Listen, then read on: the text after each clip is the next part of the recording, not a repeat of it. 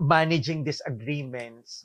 Pag may ganun na pag may ganung problema, paano niyo nare-resolve?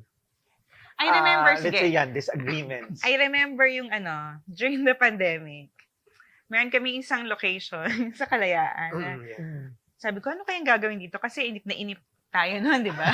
Walang magawa. So gusto ko mag-bakery, sobrang supportive naman siya. So nagbukas kami ng bakery. So hindi siya kumikibo, pero in his mind pala, tingin niya na parang hindi siya magandang, parang hindi siya lucrative. Okay, na business. Pero he supported me na mga gamit, ganyan. So I learned my lesson there. Hindi naman masyadong masakit yung gastos. Tapos nalibang naman during the pandemic. Pero one of our common friends said, sabi niya, alam mo, dapat 40 yung kapanaderya mo bago ka kumita. Hindi niyo naman sinabi. So, minsan may mga ganun na, minsan kasi meron ka na yung matututunan. Di ba? So, he's very supportive in that. So, isa sa mga failed attempts ko in doing other things. Yeah. Pero ang dami kong natutunan. Well, actually, it's normal naman yung business nag-fail. At least you will learn. At saka tinry mo. Kasi as a businessman, hindi lang yung ideas, kailangan gawin mo rin eh. Yeah, totoo. Kasi pag Hindi mo yung malalaman. idea mo, hindi mo ginawa, tapos babalikan mo after many years, sayang na yung mga years na magitan. Yeah. So, yun. Well, So, ako yung maingay, pero siya yung malakas ang loob, actually. yun pa isa kailangan. Yeah. Lakas ng loob. In the Siya yung business. malakas So, ang loob. Yeah. So, yan. Maganda talaga, no? Parang understanding each other's strengths.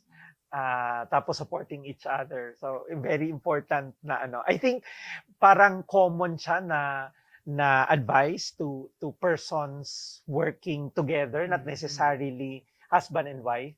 'Di ba? Na may tao ka ganon, you support, you respect, pero mas intense lang siguro kung asawa mo or jowa mo. That's because hindi lang nakasalalay yung business aspect, kundi pati yung personal relationship nyo. Sige, so real talk to, di ba? So, minsan ako na parang isang tick point ko yung parang, ay sayang, pag may malulugi, or ganyan, di ba, yung mga babae tayo. So, I also have to remind myself that I have to deal with it. Sinasabi natin na don't be emotional or sensitive about your reactions about things.